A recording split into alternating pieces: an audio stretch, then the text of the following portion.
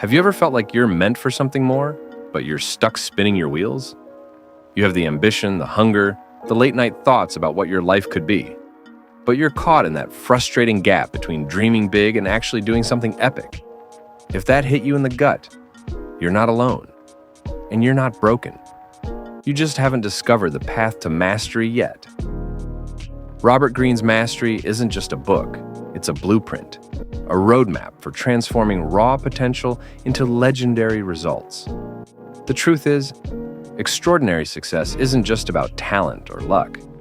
It's about unlocking the system that geniuses, artists, athletes, and entrepreneurs have followed for centuries. And over the next 20 minutes, we're going to break down that system, step by step, so you can start building your legacy. Whether you want to launch a business, become the best at your craft, or just finally feel in control of your future, this book might just be the turning point. Let's kick things off with what Greene calls your life's task. This is your unique path, your destiny, if you want to get dramatic. But Greene makes it clear, your life's task isn't discovered overnight. It's uncovered, piece by piece. Think of it like digging for gold. You don't find it by staring at the mountain, you find it by getting your hands dirty. Greene uses the story of Charles Darwin, not the overnight genius we often think he was, but a curious kid who followed his fascination with nature. He didn't invent evolution in a flash of brilliance. He followed his obsession over years. The takeaway? Your passion is usually hiding in plain sight, buried in what fascinated you as a child, what you daydream about, what gives you energy instead of draining it. The question is, are you paying attention? Now, once you've found the direction, comes the hard part, the apprenticeship phase. Here's where most people give up. Why? Because mastery is boring, it's repetition, it's humility, it's doing the unglamorous work, while everyone else is chasing shortcuts. Greene points to Benjamin Franklin, who spent years quietly studying printing and politics before becoming, well, Benjamin Franklin. He didn't skip the grind, and neither should you. The modern world worships quick wins, viral fame, fast cash, shortcut hacks. But mastery doesn't care how fast you want it. It cares how deep you're willing to go. So here's the real flex. Can you stay consistent when no one's watching? And just when you think you've got it, Greene hits you with the next phase, social intelligence. Mastery isn't just about being good at your craft. It's about reading the room, navigating egos, influencing without manipulation. Why do you think some people rise, even if they're not the most talented? Because they know how to move through people like chess pieces, respectfully, but strategically. Leonardo da Vinci wasn't just a painter.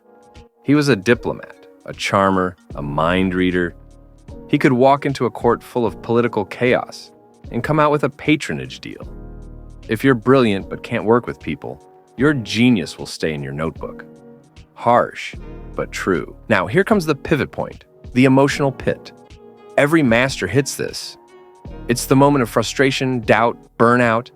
You've worked hard, sacrificed time, and it feels like nothing is clicking.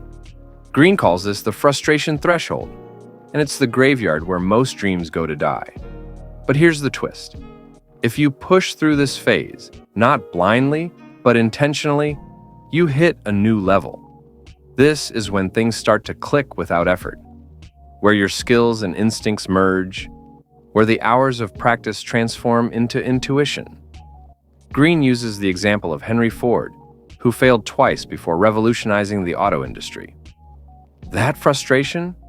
It was fuel. Next, Greene introduces what he calls the creative active phase. This is where the apprentice becomes the innovator, where you stop following blueprints and start drawing your own. You begin experimenting, breaking rules, creating something new. This is where mastery becomes art. Mozart didn't just play piano. He rewrote the language of music. Steve Jobs didn't just design products. He crafted experiences. And the crazy thing? You have this in you too.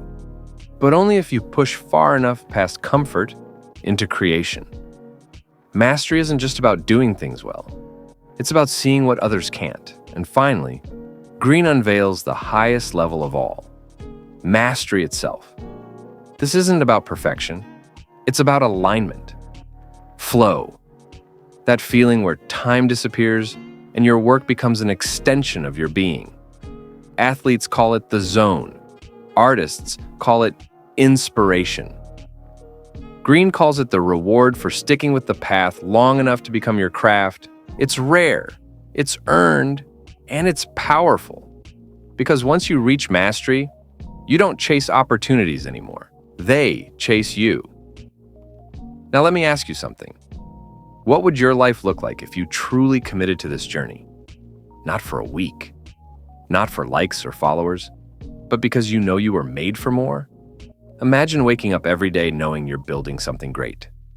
Imagine using frustration as fuel, isolation as transformation, and failure as feedback. That's not a fantasy.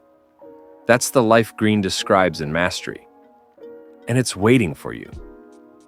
So if you're ready to go deeper, not just into mastering your craft, but into mastering yourself, I've got something that will take you even further. Check out my ebook, Law of Attraction, The Power of Universe. It's designed to align your mind, your energy, and your purpose. So everything you just heard doesn't just inspire you, it transforms you. This is BookBite Audio, where knowledge becomes freedom. Hit that subscribe. Share this with someone who's ready to level up. And remember, greatness isn't found, it's forged. Stay powerful.